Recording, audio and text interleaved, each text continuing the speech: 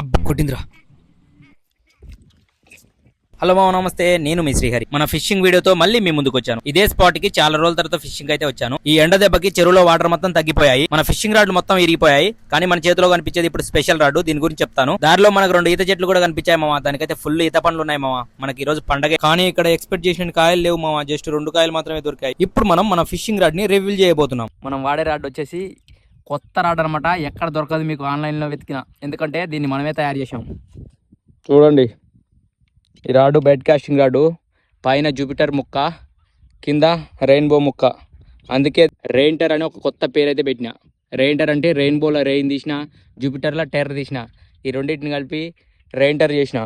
ఇలాంటి రాడు మీకు ఎక్కడ దొరకదు. మన రాడ్లన్నీ ఇరిగిపోయినాయి కదా, ఇవి ఫస్ట్ తెచ్చినాయి. ఇవి కూడా ఇరిగిపోతే ఈ రెండింటిని కలిపి ఒక రాడ్ అయితే చేసిన. ఇంకా కొత్త రాడు కొనకరాలే. ప్రస్తుతానికి మనం షాప్లకు పోక చాలా రోజులు అవుతుందని దీన్ని అయితే పట్టుకొచ్చిన. ఇంకా ఫిషింగ్కి వెళ్ళి దీని పర్ఫార్మెన్స్ చూద్దాం. ఫస్ట్ స్ట్రైక్ అలా వేసాను, కానీ ఒక్క చేప కూడా కొట్టలేదు. కాసేపు తర్వాత రాజు కూడా ఇక్కడ ఫిషింగ్ చేయడానికి వచ్చాడు. మన ఫాలోవరే. ఇక్కడ కొర్రమీన్లు అయితే బర్లున్నట్టే ఉన్నాయి, చాలా కనిపిస్తున్నాయి, కానీ ఒక్కటి కూడా స్ట్రైక్ చేస్తలేవు. చివరిగా ఇక పోయేటప్పుడు ఒకటైతే పడింది. మంచి సైజుదే పడింది.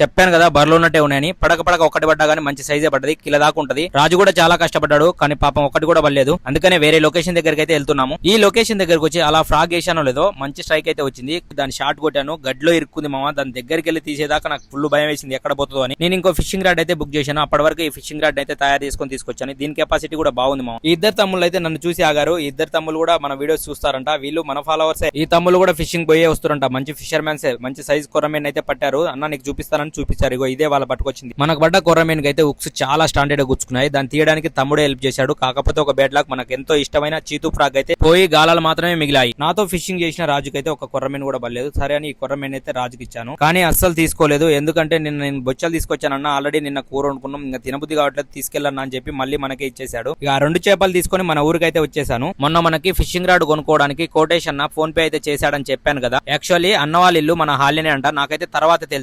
కోటేష్ అన్న యూకే లో ఉంటాడంట, వాళ్ళ అమ్మ నాన్న ఇక్కడే ఉంటారంట. వాళ్ళ ఇల్లు ఎక్కడో తెలుసుకొని ఎంక్వైరీ చేసి చక్కగా వాళ్ళ ఇంటికి అయితే వెళ్ళి మనకు పడ్డ ఈ 2 కొర్రమీన్లు అయితే వాళ్ళ డాడీకి ఇచ్చేసాను మామ. ఇలా ఎందుకు చేశానంటే నేను ఎవరో తెలియ ముందుకే నాకు హెల్ప్ చేశాడన్న. అన్నకైతే నేను చేయగలిగింది ఇది ఒకటే, అందుకనే తీసుకెళ్లి అమ్మ నాన్న కన్నా తింటారని చెప్పి కొర్రమీన్లు అయితే ఇచ్చాను మామ. నేను చేసిన తప్పో రైటో కామెంట్ చేయండి. వీడియో నచ్చితే ఒక లైక్ చేయండి. మన ఛానల్ అయితే ఫాలో చేయండి. మరో వీడియోతో మళ్ళీ కలుస్తా ఉంటా మరి.